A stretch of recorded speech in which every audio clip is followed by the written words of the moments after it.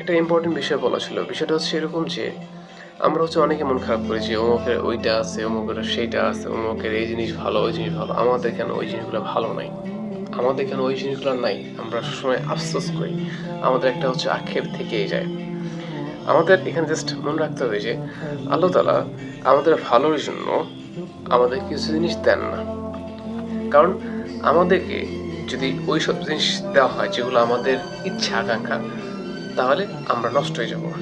অর্থাৎ আপনার এই বয়সে যেটা প্রয়োজন আল্লাহ তাআলা আপনাকে সেটাই দিচ্ছেন। দেখবেন যারা হচ্ছে বড়লোকি পোলাপান তারা খুব সহজে নষ্ট হয়ে যাচ্ছে। কারণ তাদের কাছে সকল জিনিসের অ্যাক্সেস খুব সহজেই মানে তারা পেয়ে যায়। সকল অ্যাক্সেস তারা খুব সহজেই পেয়ে যায়। দ্যাটস ওয়াই তারা হচ্ছে খুব দ্রুত নষ্ট হয়ে যায়। তাদের অল্প বয়সে টাকা পয়সা থাকে, বাইক থাকে, গাড়ি থাকে, এই সে থাকে। এভাবে করতে, করতে তারা নষ্ট হয়ে যায়। আর যারা হচ্ছে সচরাচর মানে নরমালি যাদের মিডল ক্লাস ফ্যামিলি তাদের হচ্ছে এত কিছু অ্যাক্সেস থাকে না, তারা অত সহজে খারাপ হয় না। খারাপ হইলেও সেটার পসিবিলিটি খুব কম। সাপোজ এখন হচ্ছে যে আপনার বয়স কত? আপনার বয়স ধরুন হচ্ছে যে ১৭-১৮। এখন যদি আপনাকে টাকা পয়সা বা গাড়ি দেওয়া হয় বা একটা বাইক দেওয়া হয় তাহলে কিন্তু আপনি খুব সহজে নষ্ট হয়ে যাবেন। মানে নষ্ট হওয়ার চান্স আপনার খুব বেশি।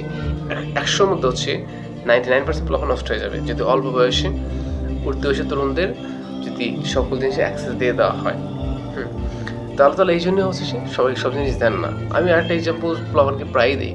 এটা হচ্ছে এরকম যে সাপোজ হচ্ছে যে কিছু লোক আছে যারা প্রেম করার জন্য খুব ট্রাই করতেছে, প্রেম করবে, বাট তারা প্রেম করতে পারে না।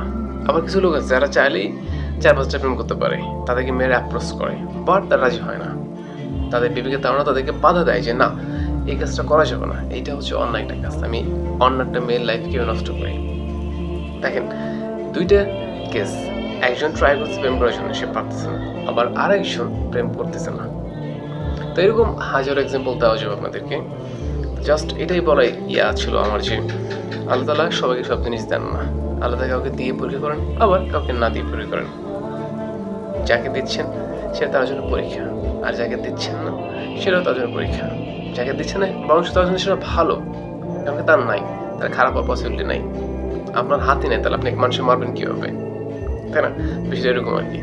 যাই হোক, আপনি যে অবস্থানে আছেন, যেখানে আছেন, আপনার যা আছে আপনি ওটা নিয়ে হ্যাপি থাকেন। ওটা নিয়ে আল্লাহ তাআলার শুকরিয়া রাখবেন।